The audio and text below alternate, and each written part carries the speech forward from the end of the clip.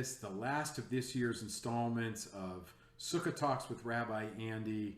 I'm here in front of Temple's Sukkah in Greensboro, North Carolina. And today's conversation is not going to be one that I taped during Sukkot. It actually was a congregational program from just a few days ago.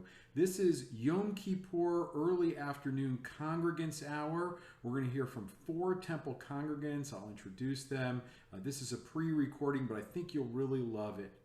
Throughout the course of this Sukkot, and actually beginning last year, we've been telling stories about Temple's past, present, and future.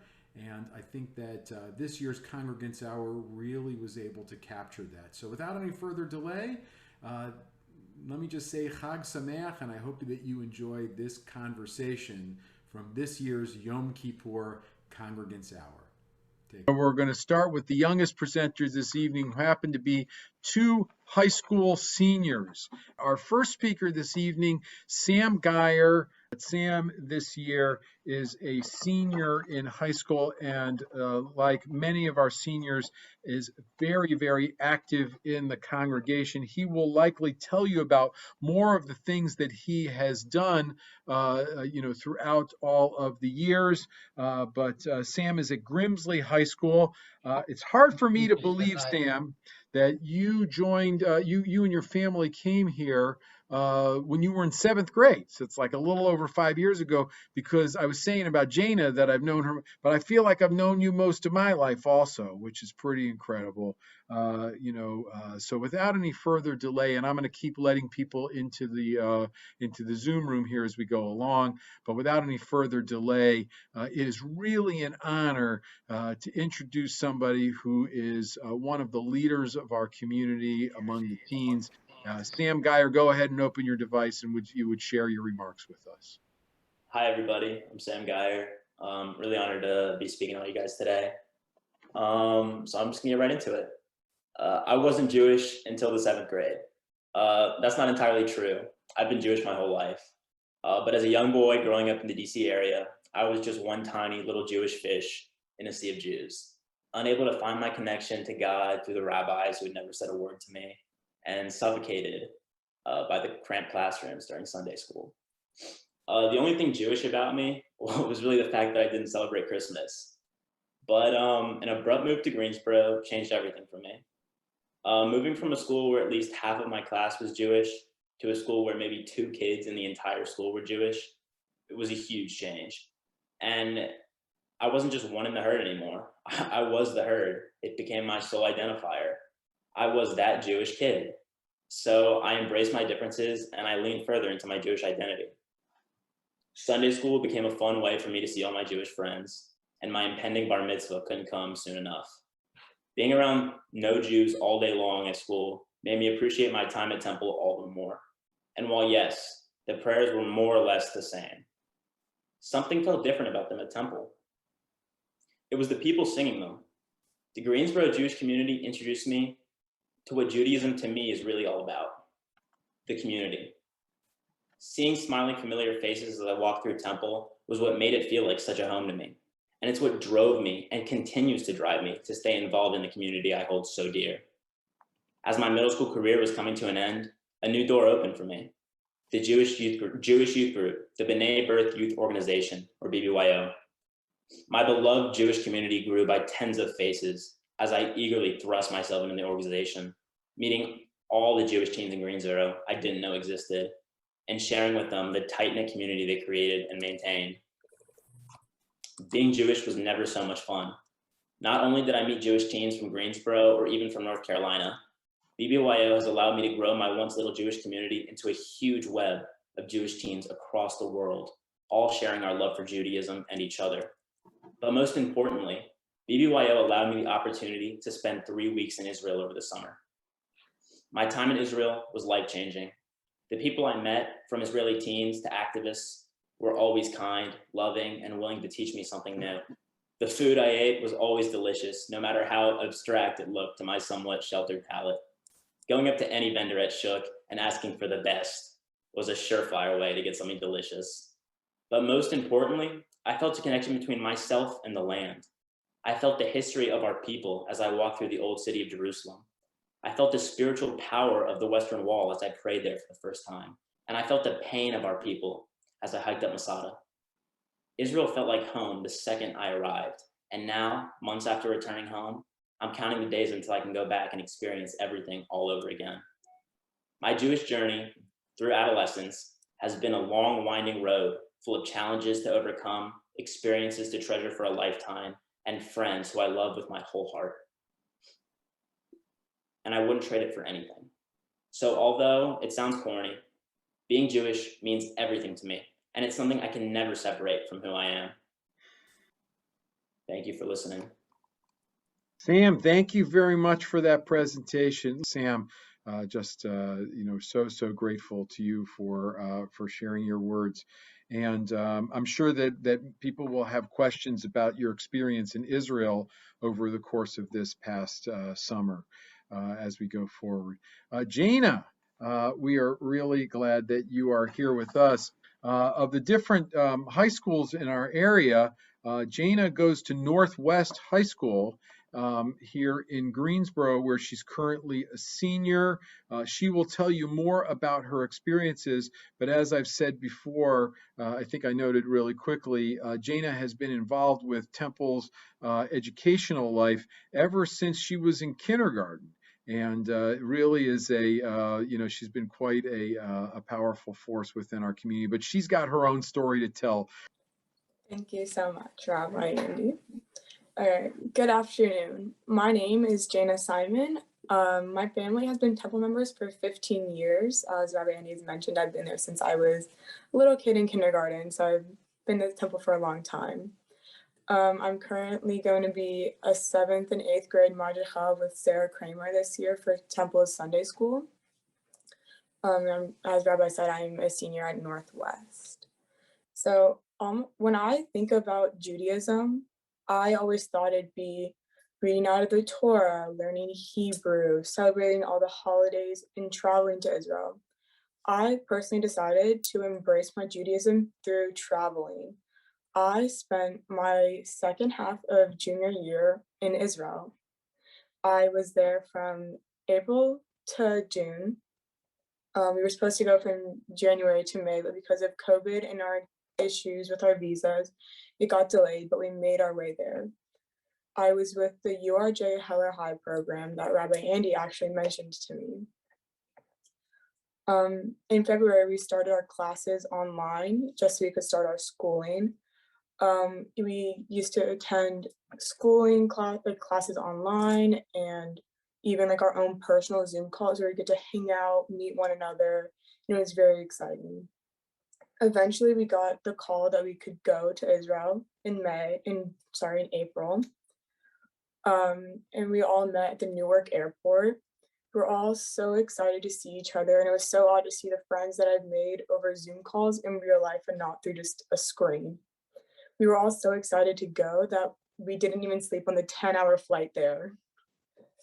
After our 2 weeks of quarantine were up, we started in-person classes. And a typical day for me was Hebrew in the morning and then Jewish history as well. And then in the afternoon, we had our secular classes. During some of our Jewish history classes, we would walk around the kibbutz that we stayed at, which was Kibbutz Suba, which is right outside of Jerusalem. And then our classes were always small, which helped a lot with my education because I feel like I got a lot of one-on-one time. My biggest class was only 13 kids out of the 54 kids that attended the program. Even though we had rockets fired at us, the Heller staff and the Madrichim made sure we were safe and still having fun. The next few days after we were in the bomb shelter, we made our own pickles, we made chocolate, we had movie nights, karaoke, Just Dance. They made sure we still had a good time when feeling safe. The Madrichim were amazing people and they always were there for us. Even though they were like 7 years older than us, they were still amazing friends to have. And I still talk to them to this day. After our final exams, we weren't really on the kibbutz very much. We spent like a week in the north in Degania Bet for a week. And then we went to the south and stayed in a lot for another week. And that was a very fun trip. I loved it. We saw so many sights, like the borders with of Israel with Jordan and with Syria, along with the Tel Aviv port, the Israel Museum, and we even did the sea to sea hike. But my favorite was the Western Wall, because when I arrived there, I felt as if I had finally reached where I was meant to be since I was in kindergarten. Like, this is the place I've been taught about my whole life, and I was finally able to be there. But before we even got to the wall, we went to this underground cave where it was actually open for the first time for people to walk under. It was very cool and interesting. I did have back problems afterwards, but it was very, very fun. And I really enjoyed it. And when I returned home in June, I talked to my friends every day. I still talk to them today. And we update each other about our lives and everything that's going on in school. So with this program, I've learned that Judaism isn't only just the little things, but it's also the big general idea of the connections in the community that I found from people at different states and different countries, because I had some friends from Canada as well. And I really enjoyed this program, and I'm so excited to go back eventually. Thank you.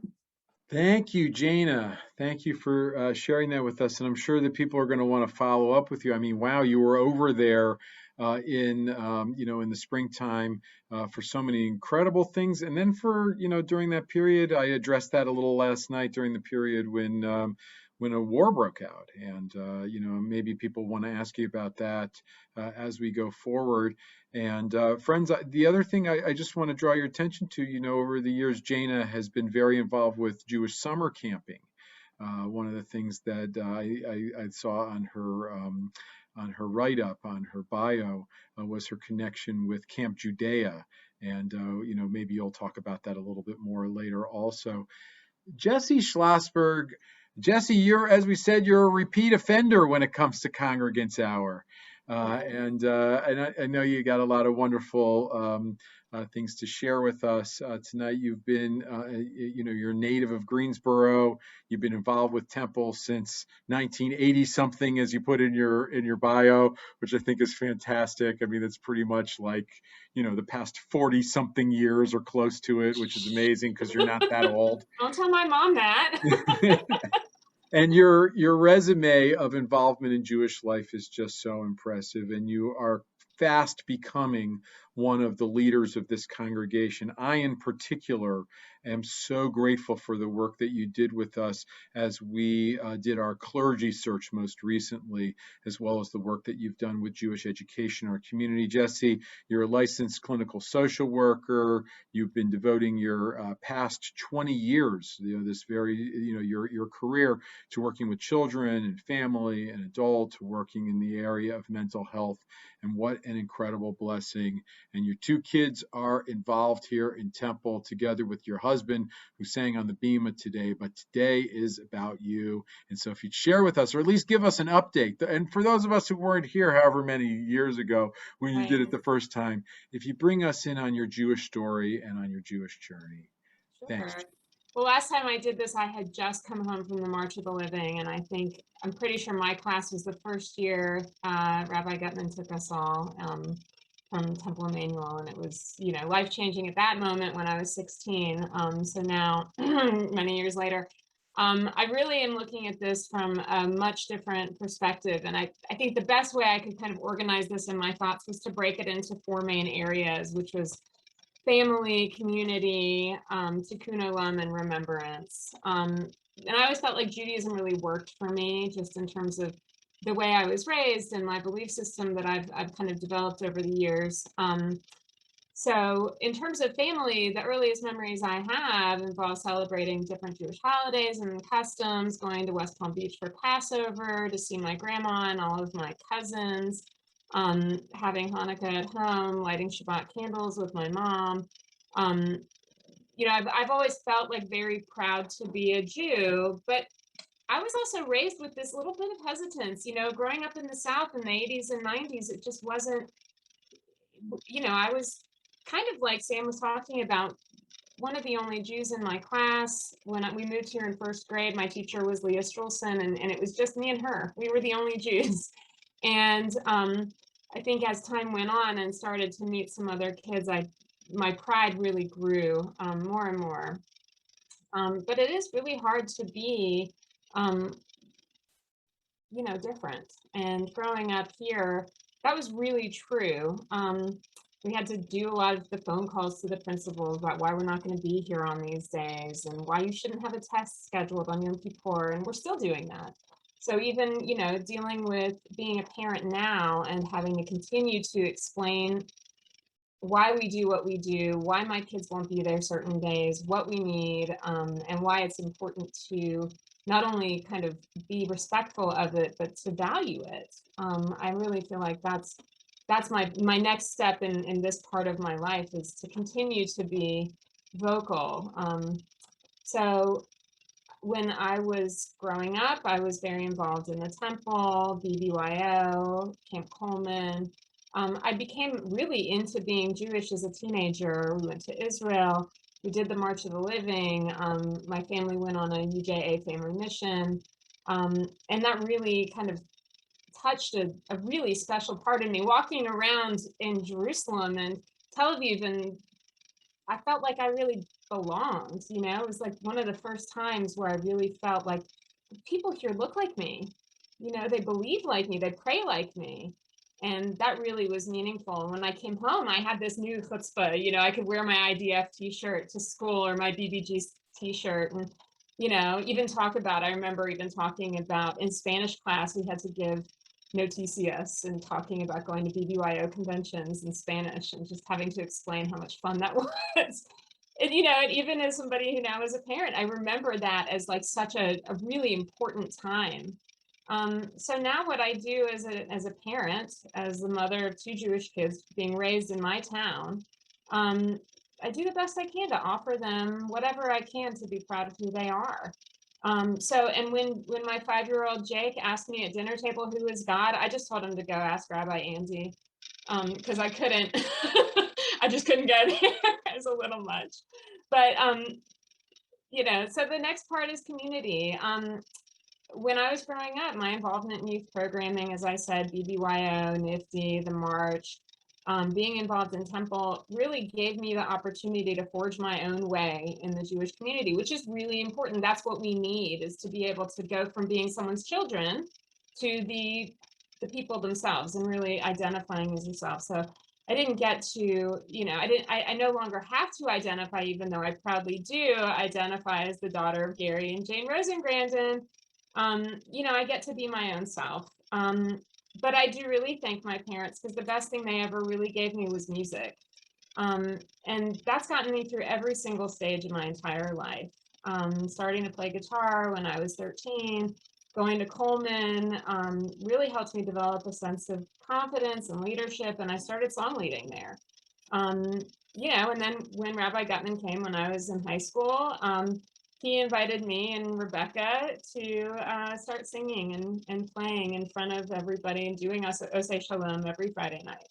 So some of you might remember us. We were the original girl singers. So thanks, Rabbi Fred. You really pushed us outside of our comfort level and really strengthened that sense of confidence that was really important at that stage in my life.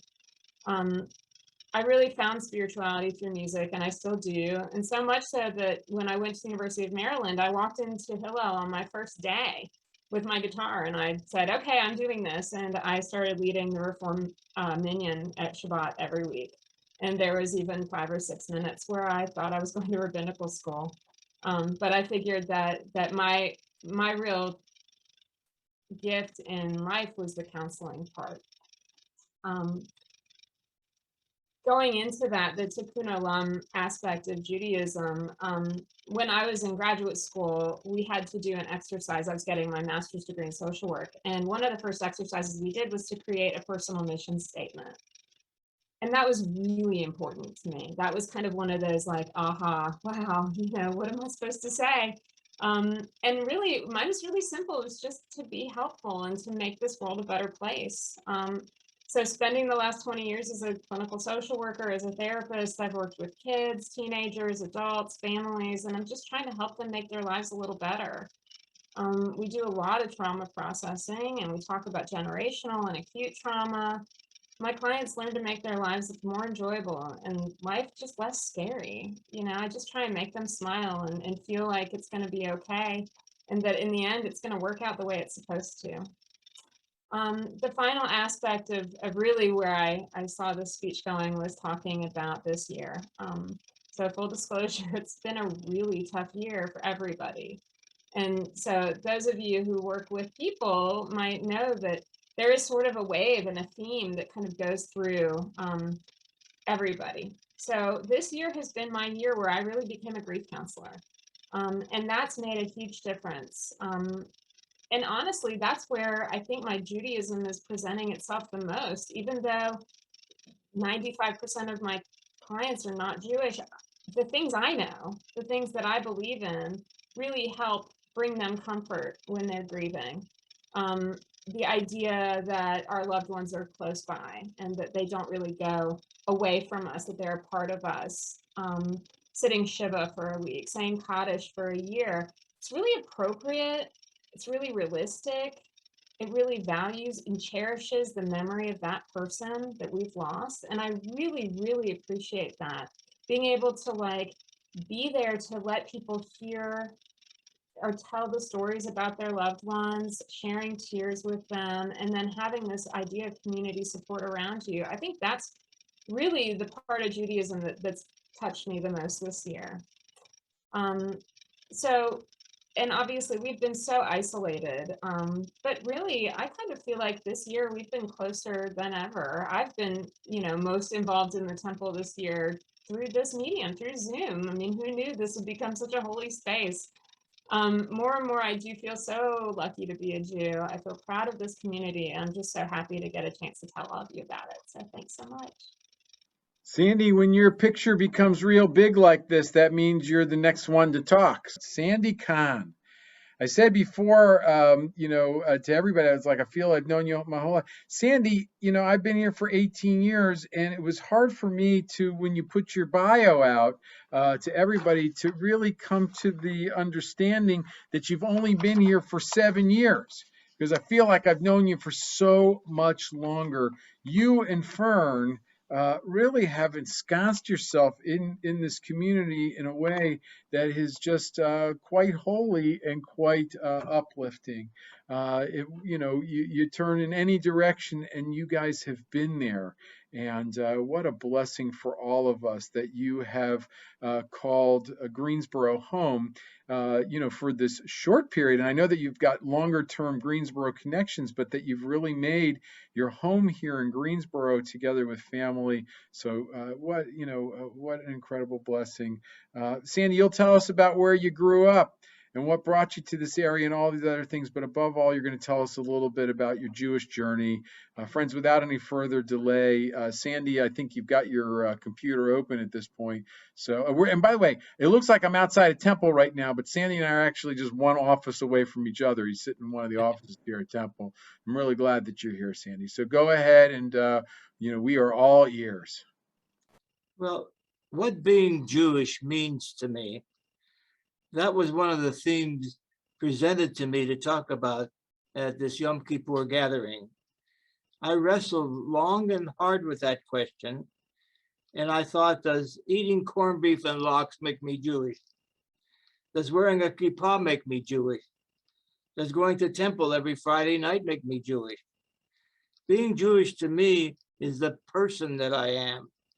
Rather than list A, B, C, or 1, 2, 3, what being Jewish means to me, I'm going to illustrate with a few vignettes, and you will decide if I know what being Jewish means. Rabbi Andy approached me one Friday night recently about talking at an afternoon conversation on Yom Kippur. He wanted a young person, a middle-aged one, and did not know how to say old person. So he said he wanted a sage that had been around the block a few years. Now, I don't want to give a long tale about my life story, but I hope that my Jewishness comes through and gives you a dissertation on how my life has been led. So here goes. some disjointed and capsulized snippets of my thoughts, and a few sound bites of my life, which I hope tells you something about me. First of all, does reaching a certain age automatically make you a sage? After all, a sage is usually defined as an elderly person who is venerated for his experiences, judgment, and wisdom. In other words, one who is calm, sensible, judicious, and wise. After hearing my thoughts of this presentation today, I'll let you decide, here in my dotage, whether I deserve the designation of sage or not, and whether I truly know what being Jewish is. I woke one morning not long ago to find myself lovingly embraced in the arms of the woman I have loved and adored for over 69 years.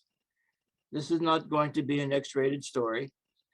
As I quietly lay there, thoughts of my 92 years raced through my head. Fern and I came to Greensboro about 7 years ago. Upon arriving, my son told us we had an appointment at Abbotswood today and Wellsprings tomorrow. As we look back, we realized what chutzpah we had at our age to say, no, we are looking for a house. We weren't ready to give up independent living. 7 years later, we are still living in that house we bought then, and hopefully still have a few more exciting years to live there. I was born in Butler, Pennsylvania, outside of Pittsburgh in 1928. My first year of college was at Allegheny in Meadville, Pennsylvania. And at the age of 17, my family moved to Los Angeles and I transferred to UCLA. I met my wife Fern in Los Angeles, married in 1952, had 2 children, and moved to Ventura, California in 1990. We moved to Greensboro in 2014. That is a rapid review of where I have lived over the years. During those years, I had 3 businesses, had a few major illnesses, participated in religious life at synagogues wherever we lived, and always seemed to have a group of friends that were younger than we were.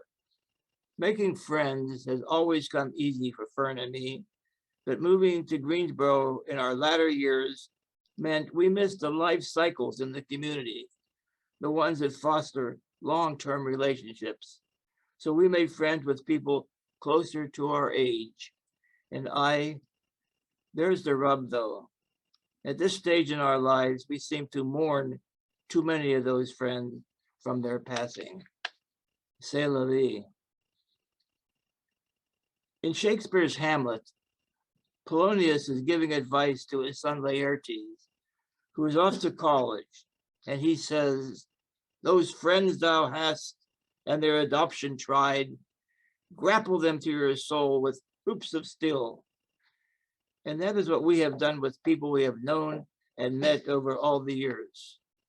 In my relation with people in everyday life and in business, my Reformed Judaism has taught me always to live a life of ethical morality.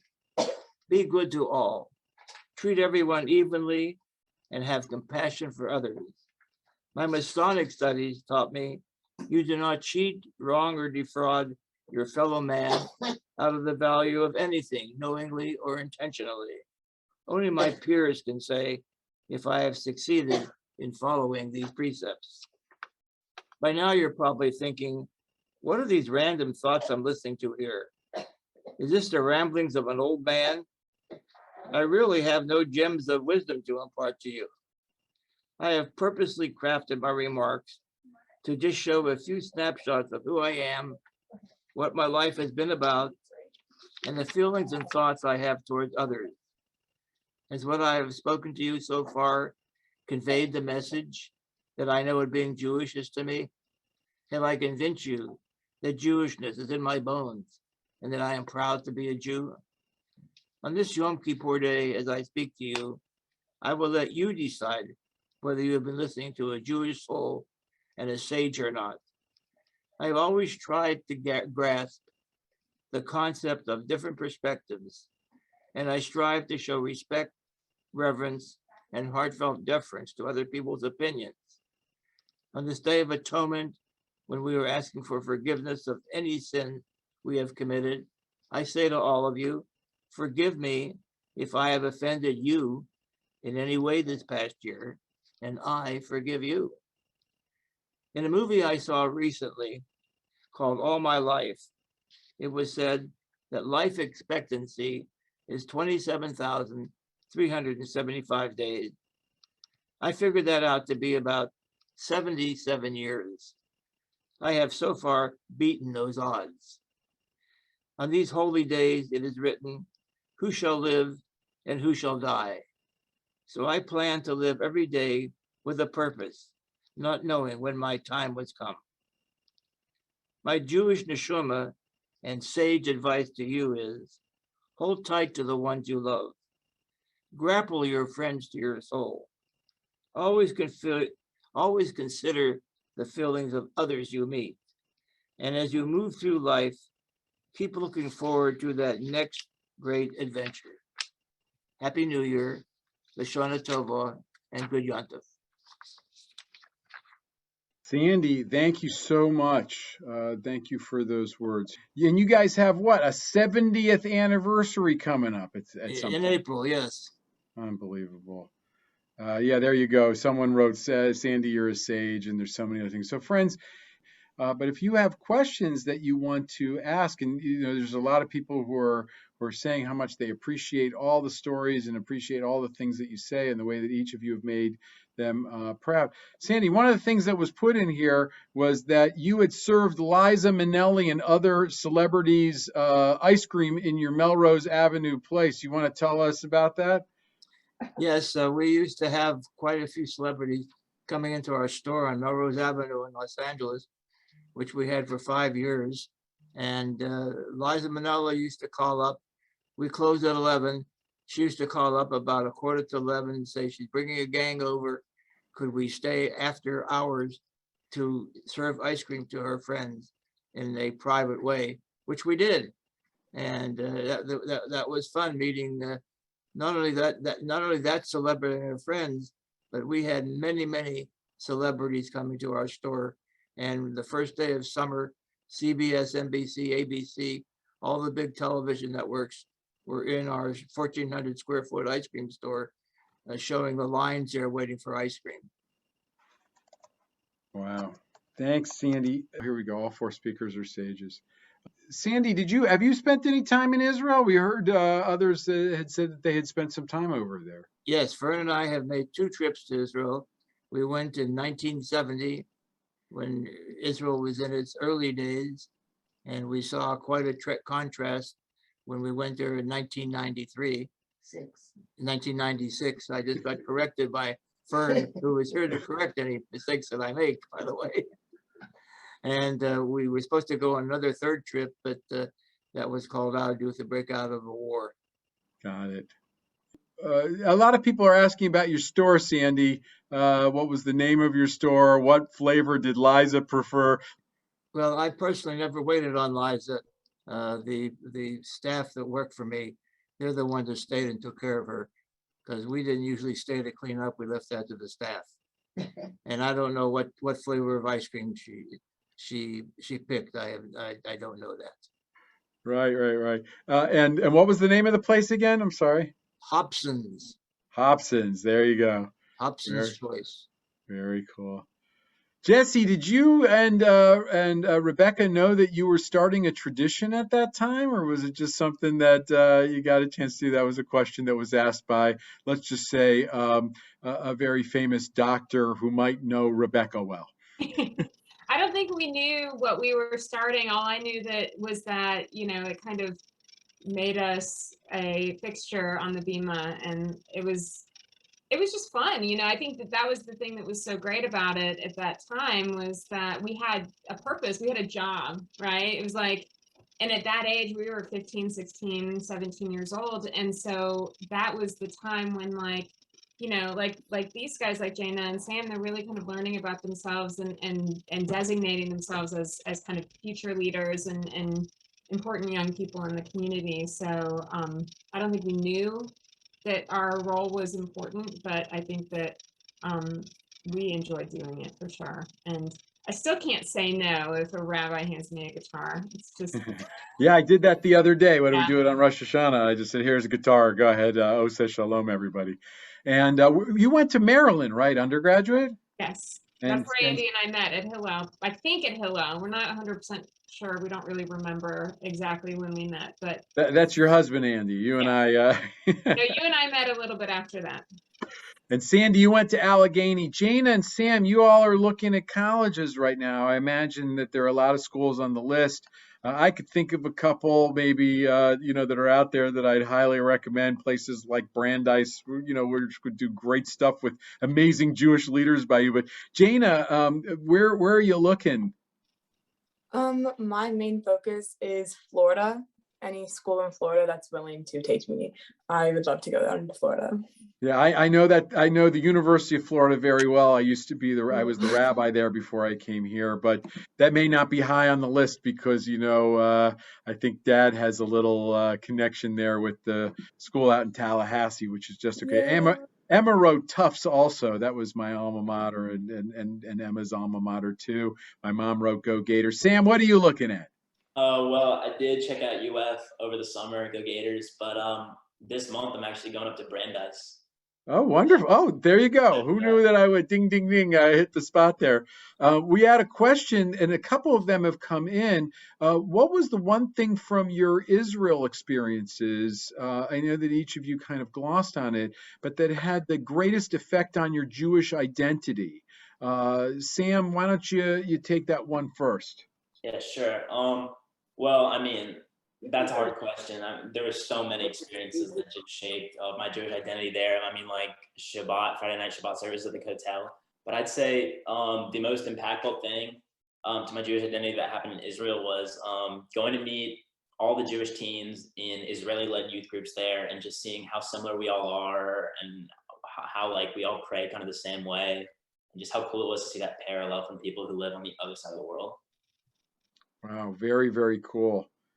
I'll say this, and I think Jayna, you and I got a chance to debrief when you got back from Israel, and you put together a PowerPoint, which I also saw, which is just brings so many things together. Why don't you go ahead and answer that question also? The element of your experience there that just had the biggest impact on your Jewish identity. For me, I would say probably the Western Wall, because when I went there, I've always felt Jewish, but being there, I felt like I was like the most Jewish I've ever been. Like this was where the Jews go. This is where I had to be. And then seeing how I had people go to the male side, people go to the female side, some people didn't go to either, was a big thing to see. We all pray together from different places, so it's kind of like what Sam said, like we all like pray differently but also the same. It was very interesting to see. It's amazing how these experiences just continue to impact. My first time going over there was right in between high school and college. I think I may have mentioned this a few times, but just the impact that experience had. Being over there for an extended period. And I hope that others will look at your example, right? Those who are younger than you in our congregation. It's why I love that your involvement is Madrachim and your involvement in youth group, because they'll look at what you'll do and what you did, and hopefully they'll see themselves doing the same thing. I would love it if we had a wave of high school teens in the coming years, right? That are going over there for 3 weeks like you did, Sam, over the summer. Jayna, I wish I could wave that magic wand and have it be the whole semester, because that was the initial plan. But the fact that you took advantage of, this COVID period where things were powered down anyway, and you said, look, why don't I do it in Israel? The problem was just getting you over there. Who knew? But once you did, to have that extended period of time over there, because it makes such a difference, and it makes the conversations, right, so much more robust. And I'd say that it also really allows us to developmentally, right, have those next stage conversations, and to be a part of the larger Jewish the Jewish people's how would you say, a dialogue, or whatever you want to call it, diverse presentation. There was a question that came in that I just want to do like the lightning round on. How do you, during these times, right, during these really challenging times, how have you maintained a positive outlook, or gone forward each day? Are there things within Judaism or just generally? Sandy, if you'd go ahead and start this, and then we'll go. Jessie, you already talked a little bit about helping people through period with grieving, but just how is it that you might maintain an outlook, a positive outlook, or at least like an outlook going forward during these times that we're all living through? Well, I think I can probably partially answer that by jumping on your previous question, knowing that we had been to Israel in 1970 and then back in 1926. We saw what the hard labors and the facing of adversity the Israeli people had faced in those years in between that we had been there, and what strides they had made in making their country such a unique and great place in that period of time. And I'm sure if we went back today, 25 years later, since we were last there, we would see even a more greater change than we had realized we had seen the first time we went back. And I think that the example that they said, and being Jewish myself, gives me the feeling and knowing that that's how we Jews have to live our life. I mean, I go back to the time I went to Allegheny College. As a Jewish boy, I could not participate in any fraternities there. I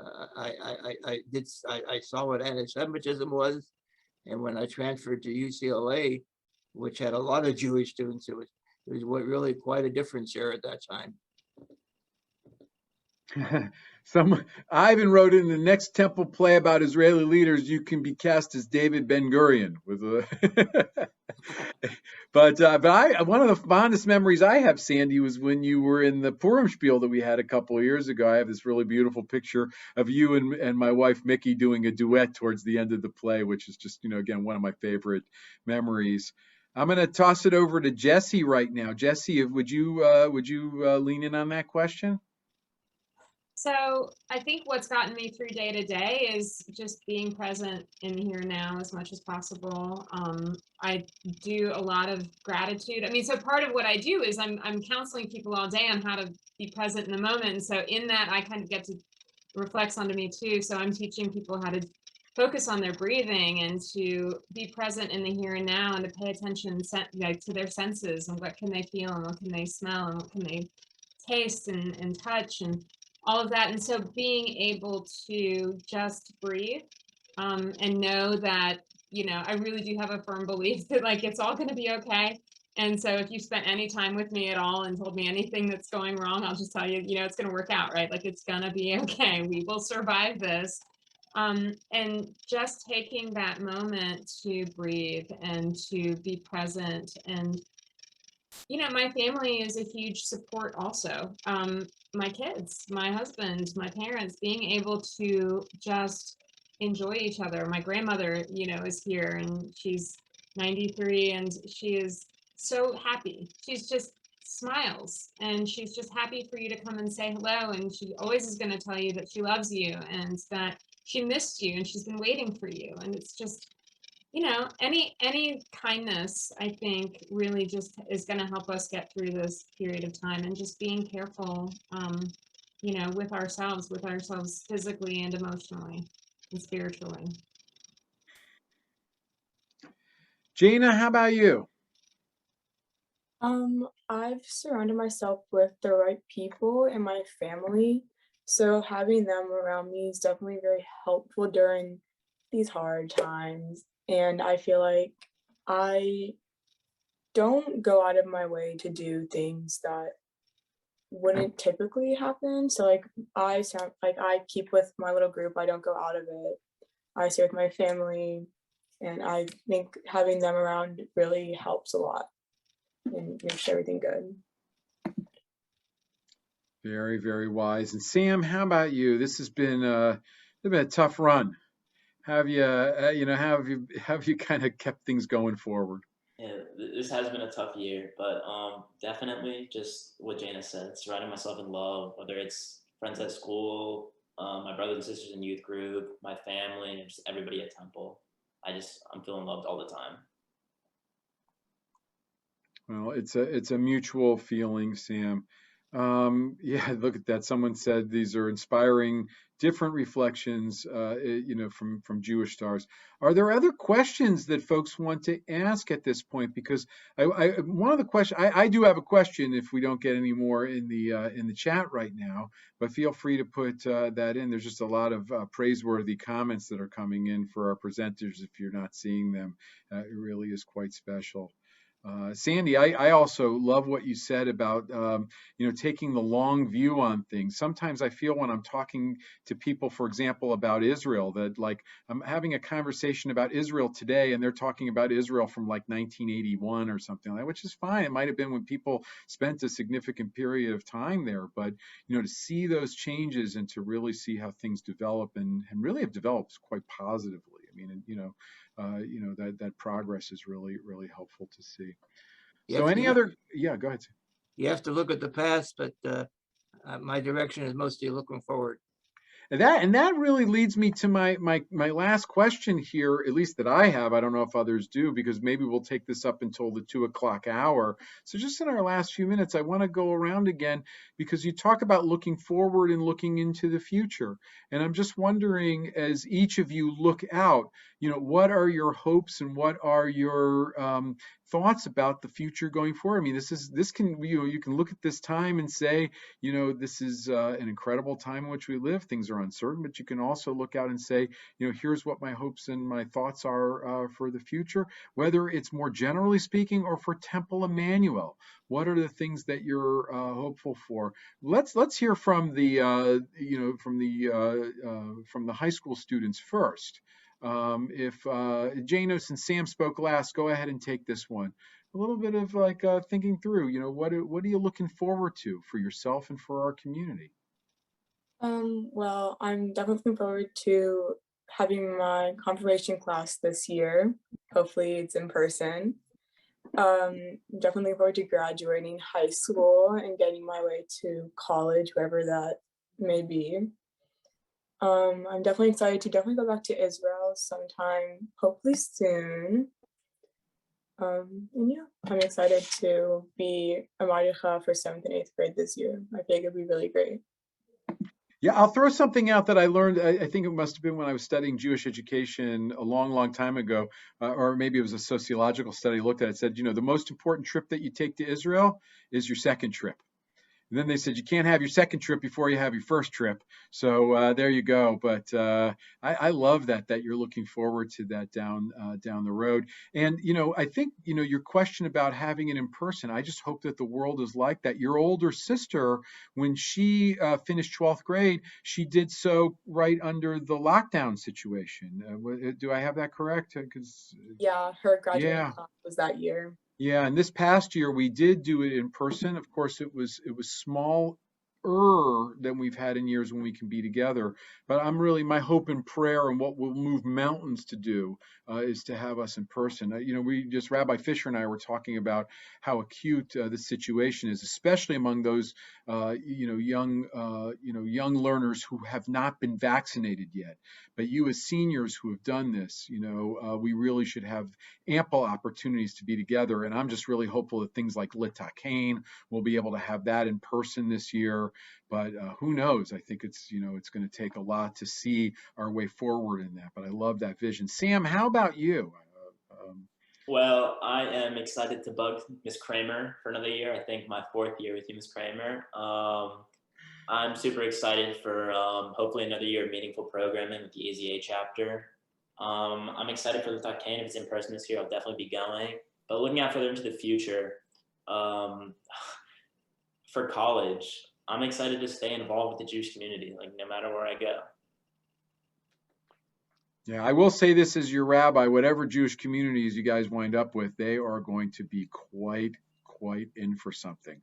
Right, because the leadership you'll be able to exercise, you'll really be coming from a special place. When I was a Hillel rabbi in Chapel Hill, that's when my eyes opened up to Greensboro, because I met these youth all the way back in 1993 that just had this like special quality to them. And I think you guys will carry on that tradition. Jessie, how about you looking forward? I mean, I think just trying to, I'm a mom of 2 young kids, so my future focus is them, and just trying to get them through starting, Sunday school, and Sammy's going to start bat mitzvah training pretty soon, and that's sort of where my vision goes, is to my kids, and for me, for my family, for all of us, I just, looking forward to being able to be together safely. I'm looking forward to, I think that the appreciation of being together is really, like, that's so huge in my mind. All I can think about is like how happy I am, to have been able to go to services in person and feel really great there, because I love Zoom, but I can't get down on Zoom as much. It's like, it's the difference between like, going to a concert in person and then watching it on TV. It's really cool. You can like sit on your couch and be in your pajamas, but also like there's something about being in the room. And I really, really like being in the room. And it really means a lot. And it's so nice to see our old friends. I also was a kid who really liked the holidays, just because that's when you get to see everybody. Everyone comes home from college and they all come back to visit. And then you get to, as we get older, we bring our our partners and our families and our kiddos, and they all get to know each other, and I think that this has been really the year where we become much more appreciative and grateful for each other. Thanks, Jessie. Sandy, you're going to anchor it for us, my friend, as we're butting up against the 2 o'clock hour. I was thinking, going back to the beginning of what I said, I wrestled and struggled about what to talk about, what being Jewish meant to me. And I could have picked ritual studies. I could have picked the belief in God. I could have talked about life cycles. But being Jewish to me means that I have a good ethical philosophy, and I believe in doing unto others as I would have them do unto me. And I think that's a good practice for not only Judaism, but probably any religion you want to put it to. And that's how I take my approach towards life and living. Thank you, Sandy. Thank you, Jessie. Thank you, Jayna. And thank you, Sam. This has been a very meaningful hour together. We are so grateful for the stories that you shared. We as a community, right, are just so blessed by what you've brought to us on this very, very holy day.